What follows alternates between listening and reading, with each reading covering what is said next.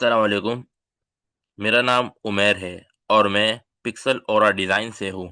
अगर आप graphic design, Photoshop सीखना चाहते हैं और कन्फ्यूज़ है कि कोर्स ये आपके लिए है या नहीं, तो ये डेमो क्लास आपके लिए है।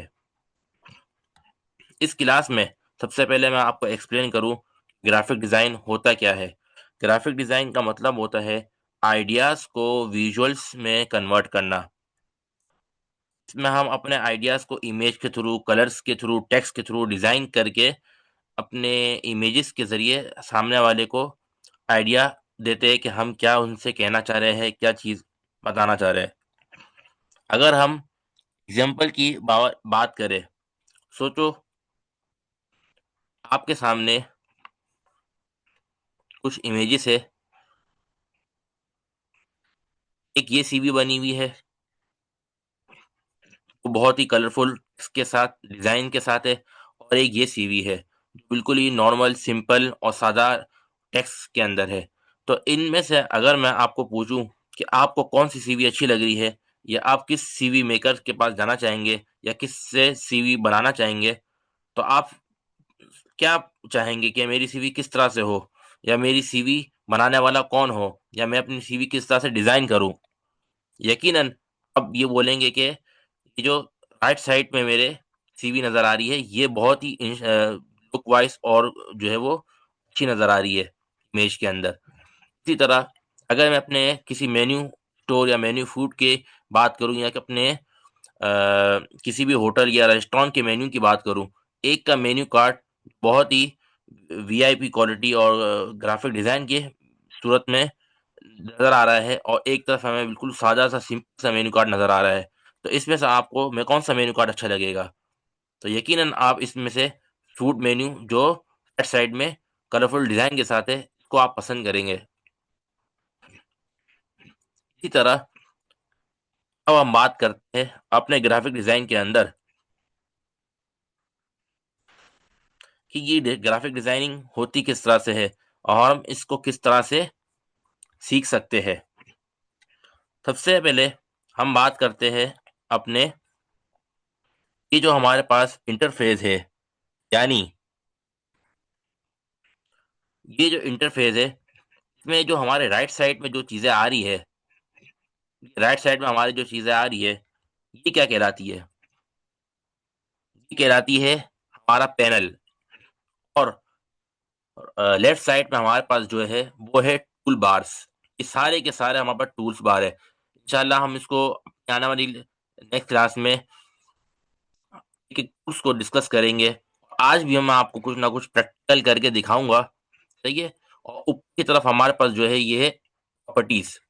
जब भी हम किसी नई नई फाइल की बात करते हैं, जैसे अगर फाइल पे जाके न्यू पे हम क्लिक करें, हमारे पास ये इंटरफेस आता है। इस इंटरफेस पे हम अपने डिज़ाइन को किस शेप में, किस साइज़ में करना चाह रहे हैं, उसके लिए हम अपने यहाँ से जो है वो अपने साइज़ को साइज़ देते हैं अपने डिज़ाइन का। जैसे अगर मैं प्रिंट की बात कर रहा हूँ, स्क्रीन की बात कर रहा हूँ या अपने जो है वो किसी भी ब्रोशर, पम्फलेट या बैनर्स की बात कर रहा हूँ, तो उसकी साइज़ मुझे क्या रखनी है, उसमें मैंने किस साइज़ पे क्लाइंट को काम करके देना है, तो वो चीज़ हम इस पे देखते हैं। यहाँ पर हमारे पास 2 तरह के ऑप्शन होते हैं, एक है लैंडस्केप और एक है पोर्ट्रेट। तो हमें लैंडस्केप पे काम करना है। इसी तरह ये है पिक्सेल, इंचेस, सेंटीमीटर, मिलीमीटर, ठीक है? पिक्सेल पे काम करना है, इंचेस पे काम करना है और यहाँ पर हम अपने जो है वो नाम रख सकते हैं अपनी किसी भी फ़ाइल का। अगर जैसे मैंने मिसाल के तौर पे उमैर रख दिया, उमैर, और यहाँ से मैंने अपने कलर्स ले लिए आरजीबी, सीएमवाई के। पहले फ़ोटोशॉप के अंदर आरजीबी हुआ करते थे, सही है? अब हमारे पास मल्टीपल बिटमैप है, ग्रे स्केल है, आरजीबी, सीएमवाई के, लैब, मल्टीपल्स ऑप्शंस है। और अब बिट की बात करें हम अपने फ़ोटोशॉप के अंदर, तो 8 बिट लेना बेहतर है, ताकि अगर हम ज़्यादातर अपने प्रिंट स्क्रीन वगैरह पे देख रहे होते हैं अपने मोबाइल पे, कंप्यूटर या लैपटॉप पे, तो वो 8 बिट पे चल रहा होता है। 16 बिट, 32 बिट्स का क्या काम है, वो हम आगे इंशाल्लाह क्लास में डिस्कस करेंगे। और बैकग्राउंड कंटेंट की बात करें, तो बैकग्राउंड हमारा जो है पहले फ़ोटोशॉप सॉफ्टवेयर के अंदर व्हाइट हुआ करता था और ट्रांसपेरेंट हुआ करता था। अब हमारे पास अपडेट सॉफ्टवेयर्स के अंदर ब्लैक भी है, बैकग्राउंड कलर्स भी है, कस्टम भी है। मैं तो ज़्यादातर अपने फ़ोटोशॉप के लिए व्हाइट बैकग्राउंड का ही यूज़ किया करता हूँ। और इसी तरह हम जो है रैंडम से एक शेप ले लेते हैं और उसको यहाँ से क्रिएट कर देते हैं। ये मैंने एक शेप ले लिया, सही है? अच्छा जी। अच्छा, शेप के अंदर मैं आपको आज ये है हमारा कैनवास। कैनवास के अंदर हम किस तरीके से काम करते हैं, क्या चीज़ें यूज़ की जाती है, इसकी हम थोड़ा बात कर लेते हैं अब। यानी अगर मैं अपने कैनवास की बात करूँ, कैनवास के अंदर मेरे पास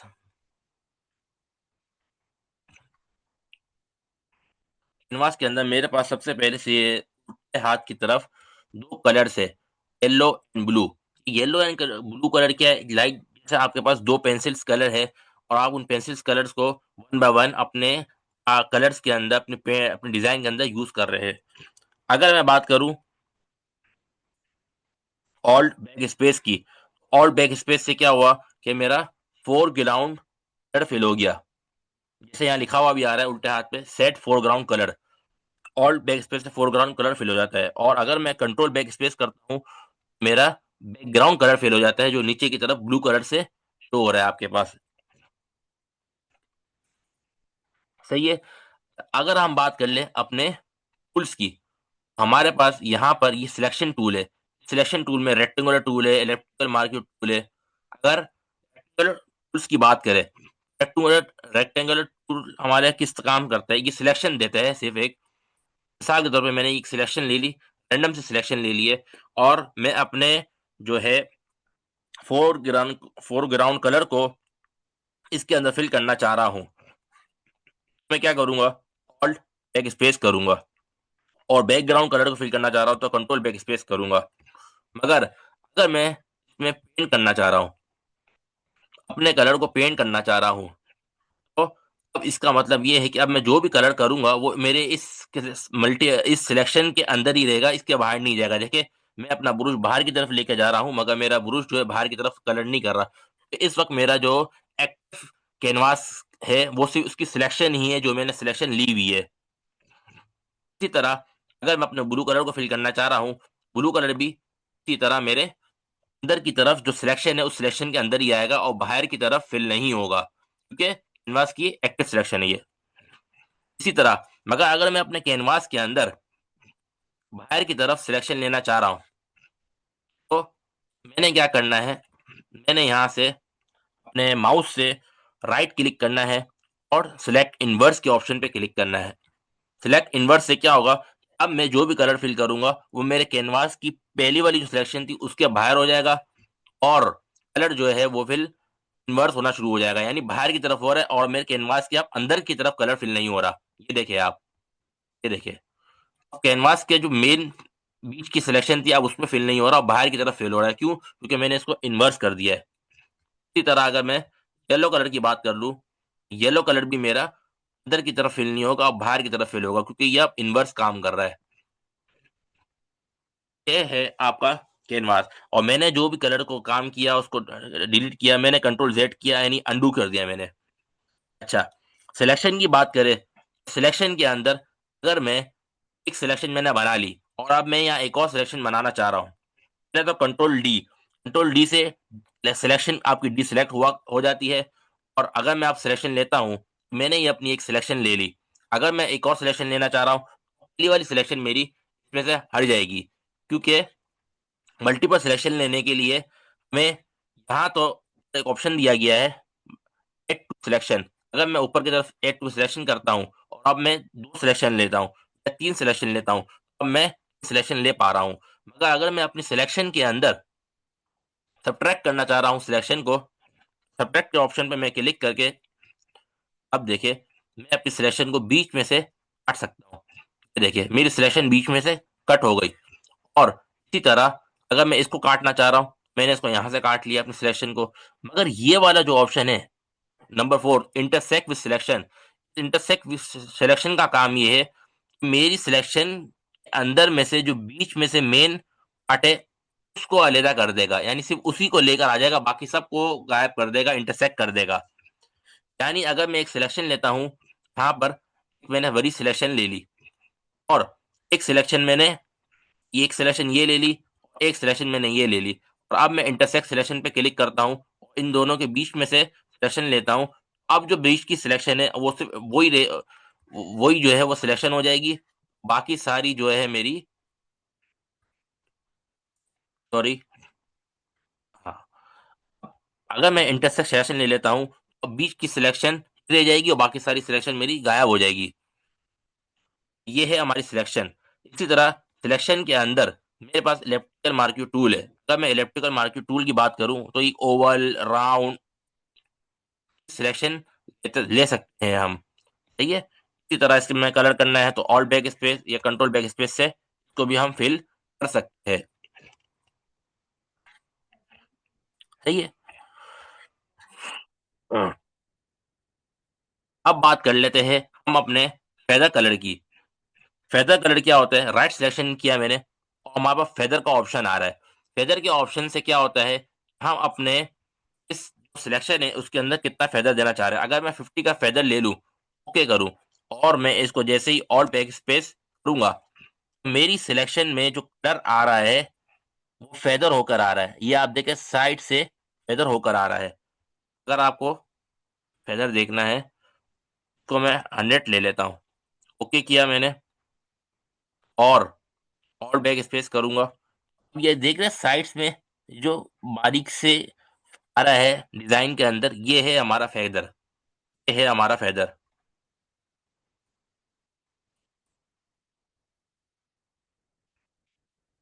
ये देख रहे हैं आप साइड में, ये है हमारा फेदर। और अगर मैं यहाँ से हम बात करते हैं अपने लेयर्स की। हमें जो भी काम करना होगा, वो हम एक अलग लेयर्स पे काम करेंगे। यहाँ पे ऐसा नहीं होता कि हम एक ही बैकग्राउंड के ऊपर ही सारा काम करते जाएँ, वरना हमारी सारी की सारी सिलेक्शन वो एक ही लेयर में आ जाएगी और हम जब उसको अलग करना चाहें, तो अलग नहीं कर सकेंगे। तो जब भी हमें कोई भी सिलेक्शन और कोई भी इमेज पे कलर या सिलेक्शन लेनी है या मूव करना है, तो हमें मल्टीपल न्यू लेयर्स का ली के ज़रिए ही हम अपने काम को कर सकते हैं। यानी एक सिलेक्शन मैंने ये ले ली, इसमें मैंने अपना कलर और बैक स्पेस ले लिया। मैंने एक और सिलेक्शन ले ली, इसमें मैंने अपना कलर ब्लू ले लिया। अब ये मेरे पास 2 सिलेक्शन हो गई है और मैं मूव टूल से इसको मूव कर पा रहा हूँ। अगर मैं बात कर लूँ एक और सिलेक्शन की और मैं यहाँ से एक और सिलेक्शन ले लूँ, मैंने यहाँ से एक और सिलेक्शन ले ली। इसके अंदर मैंने कलर फिल करना है, यहाँ से डबल क्लिक करेंगे कलर पे और यहाँ से मैंने जो है एक ग्रीन कलर ले लेता हूँ। जैसे ही ग्रीन कलर लेंगे और वो ग्रीन कलर मेरे इसके अंदर ऑल्ट बैकस्पेस करते ही फिल हो जाएगा। अगर मैं एक और नया कलर लेना चाह रहा हूँ, मैंने डबल क्लिक करा अपने कलर पे और रेड की तरफ आ गया और ओके किया और ऑल बैकस्पेस करूँगा, तो मेरी जो सिलेक्शन है उसके अंदर वो रेड कलर फिल हो जाएगा। अब ये सारी सिलेक्शन मैंने आपको कहा था कि जब भी हम कलर करेंगे तो हम नई न्यू लेयर लेंगे, सिलेक्शन में आते हुए न्यू लेयर लेंगे। अब क्या हुआ इस तरफ अगर मैं मूव टूल से बात करूँ, अगर मैं इसको मूव करता हूँ, ये रेड और ग्रीन मेरी जो है वो एक ही लेयर के अंदर 2 डिज़ाइन बन गए, 2 शेप्स बन गए। जब भी मैं इसको मूव करूँगा वो एक साथ मूव होंगे, इसको मैं अब अलग नहीं कर सकता। मगर अगर मैं येलो की बात करूँ, देखिए येलो एक अलग कलर है, येलो को मैं जो है मूव कर सकता हूँ क्योंकि वो लेयर 1 पे बना हुआ है। मगर ब्लू लेयर की बात करूँ, ब्लू जो कलर में मेरे ओवल बना हुआ है, ये लेयर 2 में बना हुआ है, जबकि मेरे अगर सीधे हाथ की तरफ देखें लेयर 3 के अंदर जो ग्रीन और रेड कलर से मेरे जो ओवल के सर्कल बने हुए हैं, ये दोनों एक ही लेयर में बने हुए हैं जिसकी वजह से मैं उनको अलग नहीं कर सकता। तो इसके लिए हमें अपने जब भी सिलेक्शन की बात करनी होगी, वो हम अलग-अलग लेयर्स पे करेंगे। सही है? अच्छा जी, और जब भी हमें अपनी सिलेक्शन और लेयर्स को डिलीट करना है, तो सिलेक्शन जब भी ली हुई होगी तो खाली बैकस्पेस करेंगे, तो वो सिलेक्शन जो है बैकस्पेस के ज़रिए डिलीट हो जाएगी। मगर अब मेरे को डिलीट करनी है अपनी लेयर 3, मैं अपनी सिलेक्शन को रिमूव कर दूँगा, बैकस्पेस से क्लिक करूँगा तो मेरी लेयर 3 गायब हो गई, यानी मेरी जो लेयर थी वो डिलीट हो गई। या तो बैकस्पेस के ज़रिए कर सकता हूँ या जो है मैं अपने कंट्रोल ज़ेड या तो इसको मैं सिलेक्ट करूँगा, सिलेक्ट करके अपने जो डस्टबिन है मेरे साइड में छोटा-सा, सीधे हाथ की तरफ उसमें मैं डालूँगा तो वैसे भी वो डिलीट हो जाएगा। या तो मेरे पास ये ऑप्शन है, दोनों तरीके से हम डिलीट कर सकते हैं। इसी तरह अगर मैं डायरेक्ट अपने जो है सिलेक्शन को डिलीट करना चाह लेयर्स को डिलीट करना चाह रहा हूँ, तो सिर्फ़ मैंने बैक स्पेस क्लिक करता जाना है, मेरी सिलेक्शन डिलीट होती ले जाएगी। अब बात कर लेते हैं हम थोड़ा-सा अपने इमेजेस की तरफ। तो हमारे पास ये इमेज है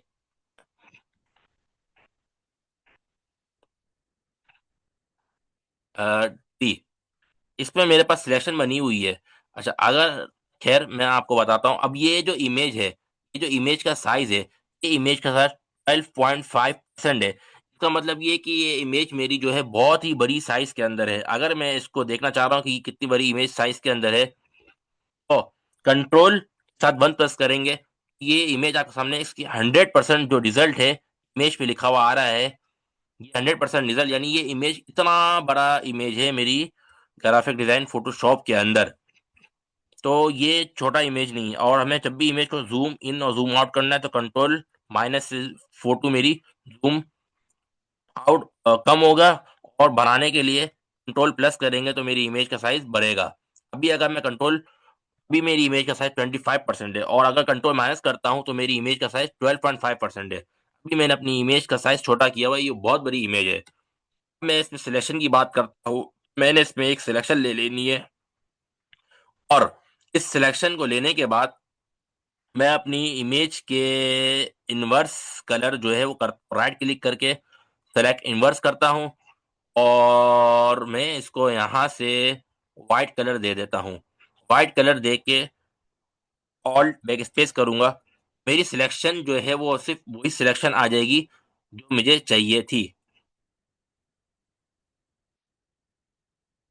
देखिए, ये आज हमने सिलेक्शन से एक चीज़ सीख ली कि हमें अपने सिलेक्शन से किस तरह से काम लेना है। इसी तरह और चीज़ें मैं आपको बताता चलूँ कि हम क्या कर सकते हैं ग्राफ़िक डिज़ाइनिंग में और क्या सीख सकते हैं। अगर जैसे मेरे पास ये एक फ़ोटो है, और इस फ़ोटो के अंदर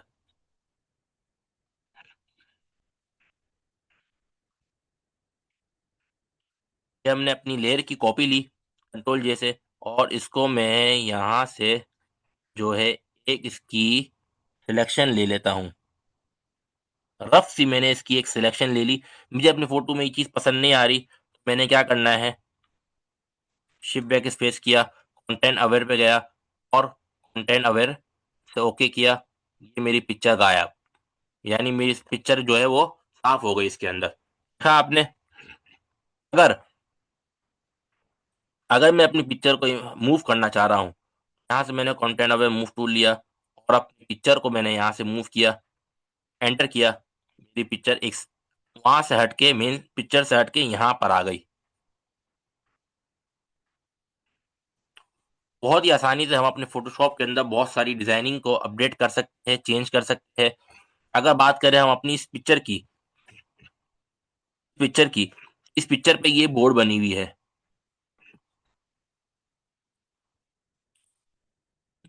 ये मैंने इसकी कॉपी ली। ये बोर्ड मैं यहाँ भी दे सकता हूँ, यहाँ भी बना सकता हूँ। मल्टीपल तस्वीरों को मल्टीपल तरीके से हम हटा सकते हैं, लगा सकते हैं। अगर मैंने इस बोर्ड को ख़त्म करना है,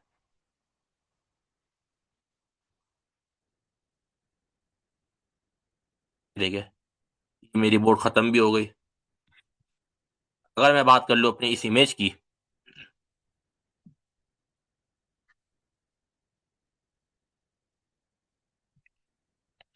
इस इमेज की बात कर लेता हूँ मैं।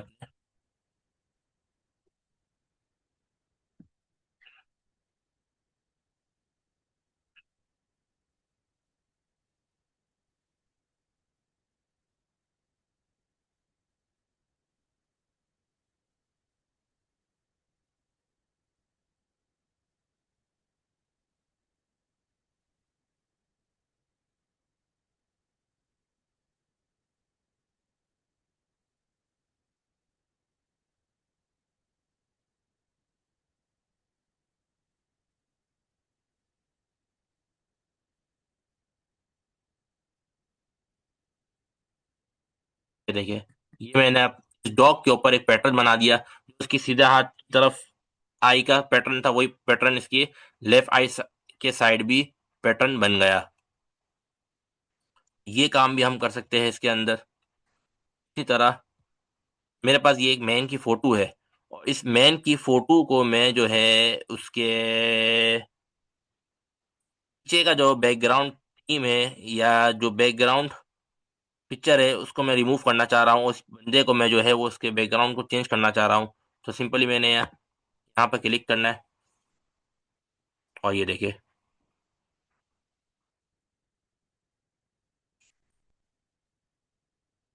इस बंदे का बैकग्राउंड चेंज हो गया। और हमने इसके ऊपर एक न्यू लेयर ले लेनी है, और इस न्यू लेयर का कलर हम वाइट रख देते हैं। ओके कर दिया, और बैक स्पेस करा, वाइट हो गई। इसको हमने नीचे ड्रैग करा, हमारी पिक्चर वाइट कलर के ऊपर आ गई। कितना ही आसान है अपने डिजाइन को करना ग्राफिक डिजाइन के अंदर।